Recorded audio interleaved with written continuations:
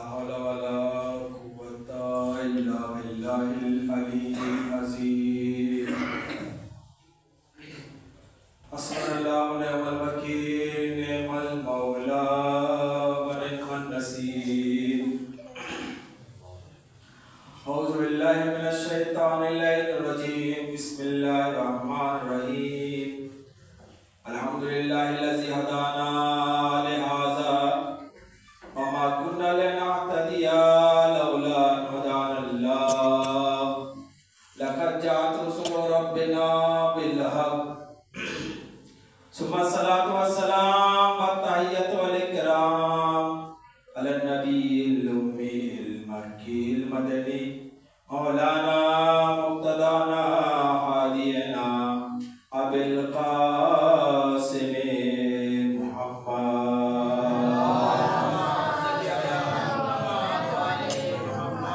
सुम्मा सलातु वस्सलाम अला अहलि बैतिही तय्यबीन ताहिरीन। लानतु दाइमतुल वाक़िअतु अला अअदाइहिम अजमईन मिनल आन इला क़ियामि यौमिद्दीन। आमीन या रब्बल आलमीन। फ़क़द क़ाल रसूलुल्लाह सल्लल्लाहु अलैहि व आलिहि वसल्लम फ़ातिमतु बस्अतुम मिन्नी मन अज़ाहा अज़ानी व मन अज़ाहा अज़ाअल्लाह व मन अहब्बहा अहब्बनी व मन अहब्बहा अहब्बल्लाह व अहब्बल्लाहु इबादा सबक।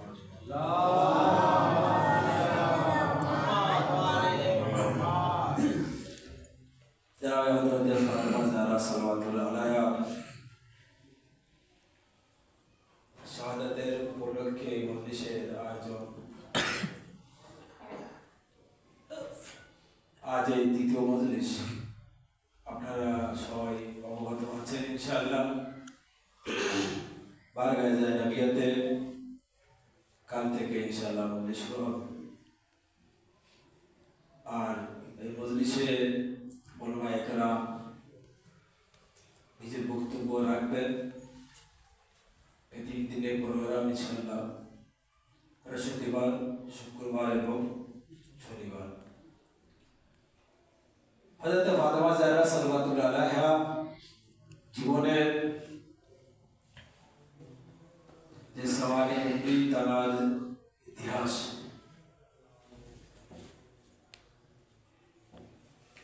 আল্লাহ তাআলা 1,24,000 পয়গম্বরকে এই দুনিয়া পাঠিয়েছেন। সমস্ত নবীদেরকে আল্লাহ তাআলা পুরুষ হিসাবে এই দুনিয়া পাঠিয়েছেন।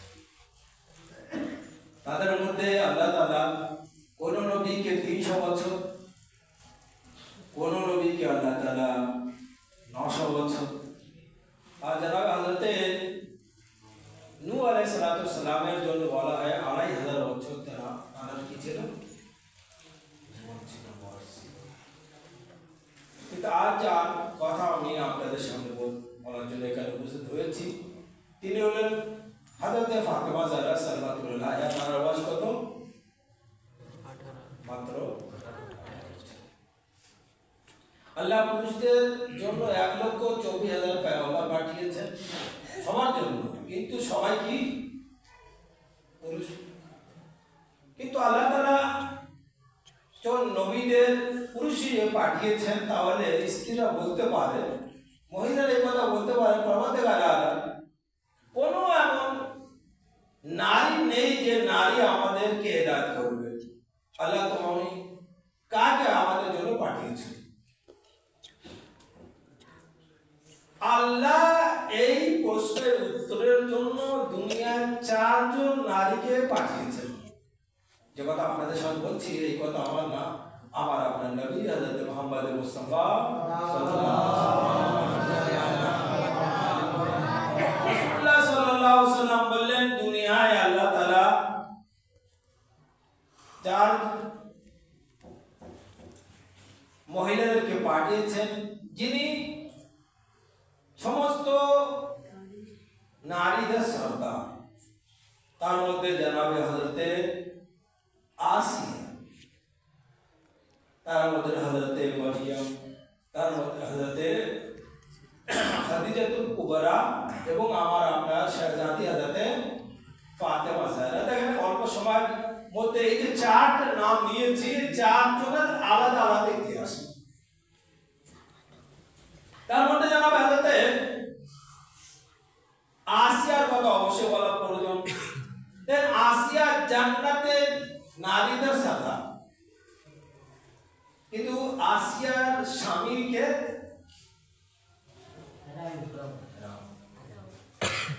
জান্নাতে নারীদের সর্দারের নাম কি? আসিয়া, কিন্তু তার স্বামীর নাম কি? ফেরাউন। অবাক পরবর্তীকালে আলম যিনি জান্নাতে নারীদের সর্দার, তার স্বামী কাফির। কিভাবে? জানাব হযরতে আসিয়া ঈমান এনেছিলেন কার উপরে? জানাব হযরতে মুসা আলাইহিস সালামের উপরে। কিন্তু এই ঈমান প্রকাশ ভাবে জানাবে আসিয়া করলেন না, বরং জানাবে মুসা আলাইহিস সালামকে লালন পালন করলেন। আসিয়াকে মুসা লালন পালন করার জন্য আল্লাহ তাআলা একটা পদবি দিয়েছে, একটা উপহার দিয়েছে। সেই উপহারের নাম হলো জান্নাতের নারীদের সর্দার। তার মানে হলো এক মাসুমকে যদি কোনো ব্যক্তি লালন পালন করে, তার সবথেকে কম মর্যাদা জান্নাতের সর্দার। এক মাসুমকে যদি কোনো ব্যক্তি লালন পালন করে, তাহলে যে ব্যক্তি দুই মাসুমকে লালন পালন করেছে তার মর্যাদা কোথায় আছে? এই দুই মাসুমকে যে ব্যক্তি লালন পালন করেছে কে? হযরতে আবু তালিব আলাইহিস সালাম। কে কাকে কাকে? আমার আপনার নবী হযরত মুহাম্মদ মুস্তাফা সাল্লাল্লাহু আলাইহি ওয়াসাল্লামকে, হযরতে আলী ইবনে আবি তালিব আলাইহিস সালাম। এখানে এই কথা বলার আর এই বিস্তারিত বলার সময় নেই, কিন্তু যে কথা আপনাদের সঙ্গে বলছি, জানাবে আসিয়া জান্নাতের নারীদের সর্দার। জানাবে আসিয়া ফেরাউনের উপরে ঈমান আনলো না। কাকে কথা মানতো? পরবর্তীকাল আলামকে। একদিন জানাবে আসিয়াকে ফেরাউন বলেছে কে আয় আসিয়া, তুমি আমাকে খোদা মানো কি মানো না? জানাবে আসিয়া বললেন সবার যে খোদা আমারও সেই খোদা। কি বললেন? পুরো দুনিয়ার যে খোদা সে আমার কি? ফেরাউন বলছে আমি তোমার খোদা কি না? জানাবে আসিয়া বললেন তুমি আমার খোদা হতে পারো না। জানাবে আসিয়াকে ফেরাউন এই কথা শুনলো আসিয়ার কাছ থেকে। ফেরাউন বলছে তুমি জানো আমি তোমাকে কি করতে পারি? জানাবে আসিয়া বললেন হ্যাঁ আমি জানি তুমি আমাকে কি করতে পারো। ফেরাউন বলছে আমি তোমাকে কাতল করতে পারি। জানাবে আসিয়া বললেন অবশ্যই তোমার ক্ষমতা আছে, তুমি আমাকে কাতল করতে পারো, কিন্তু আমার খোদা আমাকে বানাতে পারে। এই বলতে চলছে জানাবে হযরতে ফাতেমা বিনতে মুহাম্মাদের আইয়ামে ফাতিমিয়া। আলহামদুলিল্লাহ আমরা পুরো দুনিয়ায় এখন বর্তমান টাইমে 13 জামাতুল আউয়াল থেকে নিয়ে 3 জামাতুল সানি পর্যন্ত 20 দিন হযরতে ফাতেমা জাহরা সাল্লাল্লাহু আলাইহা বিষয়ে পুরো দুনিয়া আলোচনা চলছে, শুধু ওয়ারাটি না, পুরো দুনিয়া। দেখেন এই মজলিসের মাধ্যমে একটা কথা আমরা সবাই মিলে বলতে পারি, জানাবে হযরতে ফাতেমা সাল্লাল্লাহু আলাইহা আমাদেরকে একটা ক্ষমতা দিয়েছেন, একটা কি সাহস দিয়েছেন, একটা তাকত দিয়েছেন। তাকতের নাম কি? কমজোর হলেও সত্য কথা বলতে কোনো সময় কি বলো না, চিন্তা করুন। জানাবে হযরতে ফাতেমা জাহরা সাল্লাল্লাহু আলাইহা দরবারে কেন গিয়েছিলেন? জানতেন যে কথা বলছিলেন। জানাবে আসিয়া যখন কি করা হলো, মারা হবে, সেই সময় জানাবে আসিয়া দোয়া করে পরবর্তীকালে আলম তুমি আমার জন্য কি করেছো, আমার ঠিকানা কোথায়, আমি কোথায় থাকবো আমাকে দেখাও। যখন জানাবে আসিয়ার হাতে কি পেরেক মারা হয়েছে, এ হাতেও পেরেক, এ হাতেও পেরেক, আর মাথাও ব্রেক আছে, বুকেও ব্রেক আছে। জানাবে আসিয়া আল্লাহকে ফরিয়াদ করে, পরওয়ারদিগার আলম আমাকে আমার মাকাম দেখাও, আমার কি দেখাও, আমার জায়গা দেখাও। পরওয়ারদিগার আলম জান্নাতের দরজাকে খুলে দেখালেন। আসিয়া বললেন, পরওয়ারদিগার আলম তাহলে এই সময় আমার মৃত্যু হয়ে গেল, আমার কোনো আর কি নেই, আফসোস নেই। জান্নাতের নারীদের সর্দারের এক নাম হলো জনাবে আসিয়া, আর এক নাম কি হযরতে কুবরা, এক জনাবে হযরতে মারিয়াম, জনাবে হযরতে ফাতিমা জাহরা সাল্লাল্লাহু আলাইহা। ফাতিমা জাহরা সাল্লাল্লাহু আলাইহার জন্য এই কথা এইটুকু শুধু বলা कि फातिमा ज़हरा सल्लल्लाहु अलैहि बागे फिदा के जरूरत दिए ना, बागे फिदा जानते फातिमा ज़हरा सल्लल्लाहु अलैहि का बागे फिदा का भी पाओगे ना। फातिमा जानते ना, अवश्य जानते। दरबार क्या लोग ये थे दरबार हुज्जत बट्टर मानो के नहीं करते, बोलते ना पर फातिमा ज़हरा भय खेल गए थे एक नारी দরবারে গিয়েছেন। কারণ দরবারে গিয়েছেন আপনারা সবাই আমরা জানি, ফাতিমা জাহরা সাল্লাল্লাহু আলাইহা 4 ঘন্টা দাঁড়িয়েছিলেন। কাল মৌলানা সাহেব ফাতিমা জাহরা সাল্লাল্লাহু আলাইহা যখন দরবারে গিয়েছেন আর নিজে কেবালা নামাজ যেটা দলিল বলা হয় ফাতিমা জাহরাকে জনাবে রাসূলুল্লাহ সাল্লাল্লাহু আলাইহি ওয়াসাল্লাম দিয়েছিলেন, ও দলিল দেখালেন কাকে, খলিফায়ে ওয়াক্তকে দেখালেন। ওর খলিফায়ে ওয়াক্ত প্রথম খলিফা দেখেছে রাসূলুল্লাহর হাতে চিঠি লেখা আছে কার নামে, তার মানে হলো সর্বপ্রথমে দুনিয়ায় দলিল, জমির দলিল সর্বপ্রথমে কে করে গিয়েছিলেন, দলিল কে করে গিয়েছিলেন, আমার আপনার নবী। কার জন্য, ফাতিমার জন্য। এই দলিলকে যে ব্যক্তি কি করলো, সে সব তো বলা যায় না, যে টুকরো টুকরো করলো সে অন্য কেউ না, দ্বিতীয় খলিফা। আমি একটা রওয়ায়াত পড়ছিলাম, কোন ব্যক্তি যদি নিজের औलादকে ফাতিমার কাতিলের নাম যদি না বলতে পারে, সে ব্যক্তি নিজের সন্তানের সাথে ইনসাফ করলো না।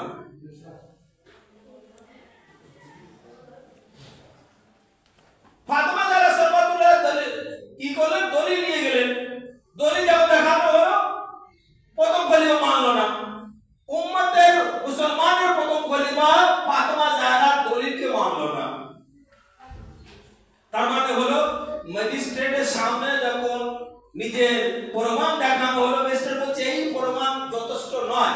ফাতিমা জাহরা সাল্লাল্লাহু আলাইহা বললেন তাহলে আমি নিজের পক্ষ থেকে কি করব, গওয়াহ, উইটনেস, আমি একটা সাক্ষী পেশ করছি। সে সাক্ষীকে উম্মে আয়মান, উম্মে আয়মানকে রাসূলুল্লাহ সাল্লাল্লাহু আলাইহি ওয়াসাল্লামের চাচি, উম্মে আয়মানকে পেশ করা। বলে উম্মে আয়মান নারী, এনার কথা মানা যাবে না। তারপর জনাবে ফাতিমা জাহরা সাল্লাল্লাহু আলাইহি ওয়াসাল্লাম সালমাকে ডাকলেন, সালমাকে রাসূলুল্লাহর স্ত্রী, বলে এনার কথা মানা যাবে না। জনাবে হযরতে ফাতিমা জাহরা সাল্লাল্লাহু আলাইহা মওলা আলীকে পেশ করলেন, বলেন এনার কথাও মানা যাবে না।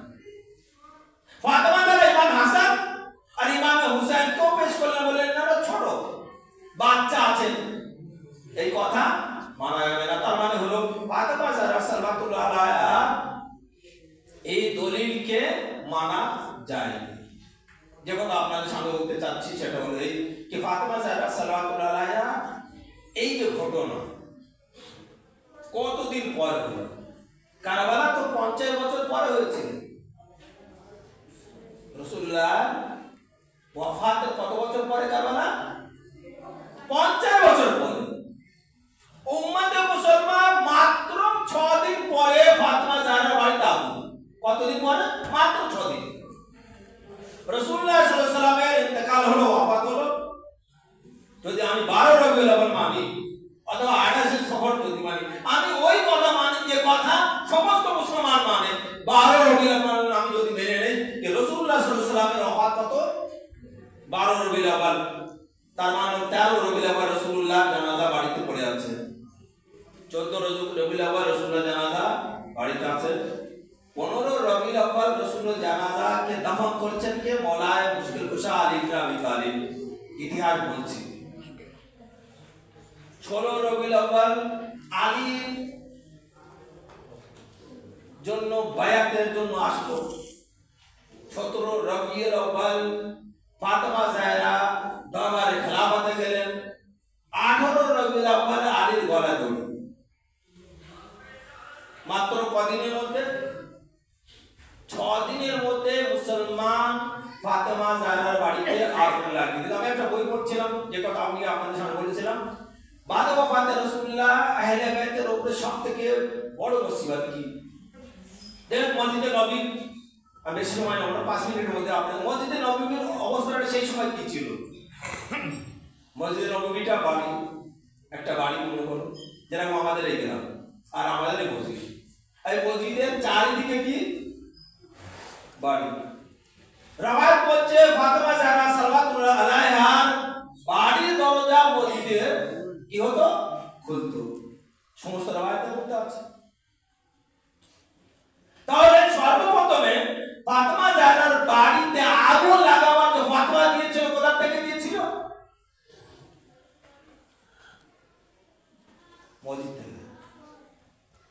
মানুষ আগুন আর কাঠ কোন রাস্তা দিয়ে এনেছিল? আমরা জানি না, শুনিলে কোনো সময়। কোন রাস্তা দিয়ে এনেছিল? মসজিদের রাস্তা, মসজিদ থেকে।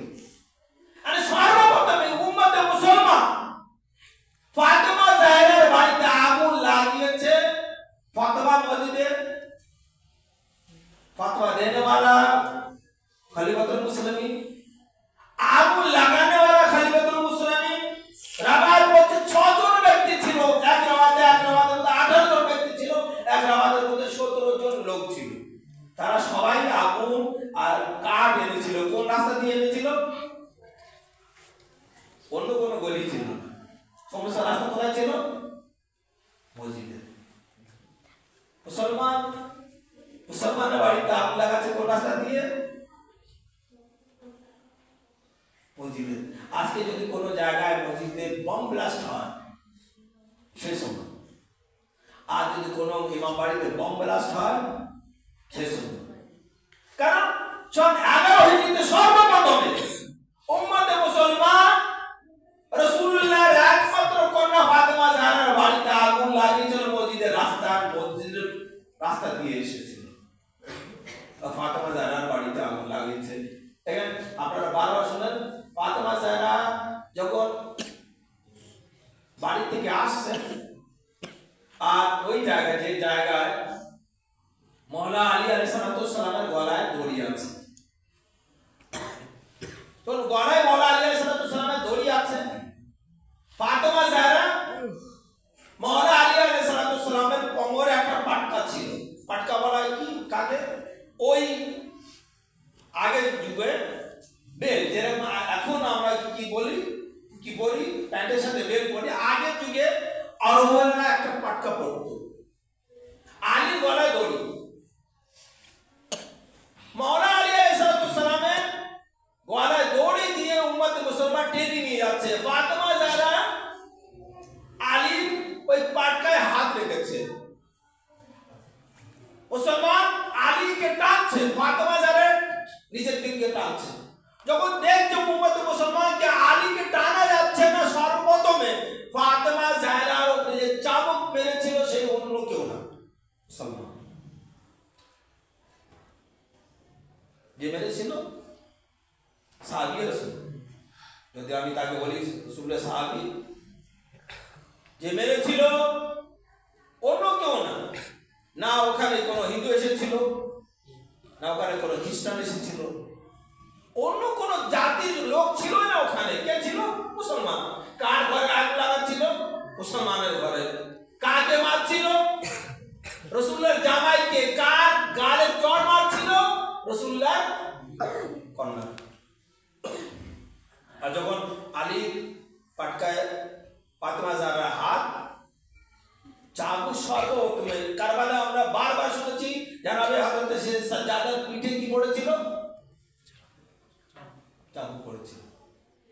সর্বপ্রথমে চাবুক যিনি খান অন্য কেউ না, ঠিক হযরত ফাতেমা জাহরা হাতে চাবুক মারা হলো। ফাতেমা জাহরা আলীকে ধরে রাখতে পারলেন না। যখন ফাতেমা জাহরা আলীকে ধরে রাখতে পারলেন না, আলী টেনে নিয়ে যাচ্ছেন। হযরত ফাতেমা জাহরা বললেন, এ আমার বাবা, আপনি দেখছেন আপনার জামাই আপনার ভাই আলীর গলায় দড়ি দিয়ে টেনে নিয়ে যাচ্ছে। একবার ফরিয়াদ করলেন কি ফরিয়াদ করলেন? এ বাবা, আপনার জামাই আপনার ভাইকে যদি না ছাড়া তাহলে আমি চুল কি করে খুলে দেবো। আবার বলছে শুধু ফাতেমা জাহরা বলেছিলেন কি আমি নিজের চুল খুলে দেবো। মসজিদে নববীর দেয়াল আস্তে আস্তে দেওয়ার আস্তে আস্তে বলা যাবে। আমি বলবো, এই বিবি, একটা গলা দেখে আপনি সহ্য করতে পারলেন? রবায়ত বলছে শামের বাজার ছিল, একটা গলা না, একটা দড়ি, আর তার মধ্যে 12টা, আর তার মধ্যে সব থেকে ছোট কন্যা হযরত ইমাম হুসাইন আলাইহিস সালামের রওয়ায়াত বলছে সব থেকে লম্বা যিনি ছিলেন আমার আপনার চতুর্থ ইমাম সাইয়্যিদুস সাজ্জাদ, সব থেকে যিনি ছোট ছিলেন তিনি হলেন জনাবে হযরত সাকিনা। যখন জনাবে সাইয়্যিদুস সাজ্জাদ দাঁড়াতেন, জনাবে সাকিনার গলায় ফাঁস লেগে যেত। জনাবে সাইয়্যিদুস সাজ্জাদকে বলতেন, জনাবে সাকিনা ভাইয়া আমার গলায় ফাঁস লেগে যাচ্ছে ভাইয়া। সাইয়্যিদুস সাজ্জাদ নিজের গলাকে ঝুঁকিয়ে পড়তেন। আপনাদের জামা শেষ করলাম।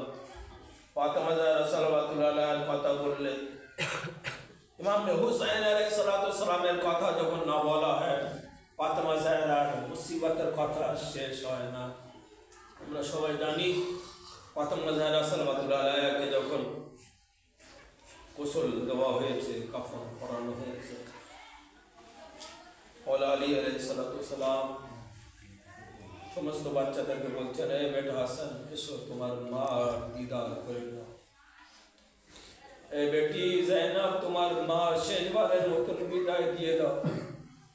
এই উম্মে কুলসুম এসো তোমার মাকে শেষবারের মতো জিয়ারত করে নাও। মওলা আলী ইবনে আবি তালিব আলাইহিস সালাম একবার ইমাম হুসাইনকে বলেন, বেটা হুসাইন তোমার মাকে একবার দেখে নাও। একবার রওয়ায়াত বলছে ইমাম হুসাইন আলাইহিস সালাম জনাবে আলী মুর্তজাকে বললেন, এ বাবা আমার মার মর্যাদা বেশি না জনাবে মারিয়ামের মর্যাদা বেশি? আমার আপনার মাওলা একবার বললেন, এ বেটা হুসাইন তোমার মার মর্যাদা বেশি। হুসাইন বললেন, এ বাবা আমি জানি, আমি শুনেছি যখন ঈসার মা মারিয়াম দুনিয়া থেকে যাচ্ছিলেন, ঈসার কাছে ঈসা মারিয়ামের কাছে যাননি, বরং জনাবে ঈসাকে জনাবে মারিয়াম ডেকেছিলেন। আর ঈসা মারিয়ামের বুকে জড়িয়ে ধরে কাঁদছিলেন, এ বাবা আমি যাব না যত তোমার আমার মা ফাতেমা আমাকে না ডাকবে। রওয়ায়াত বলছে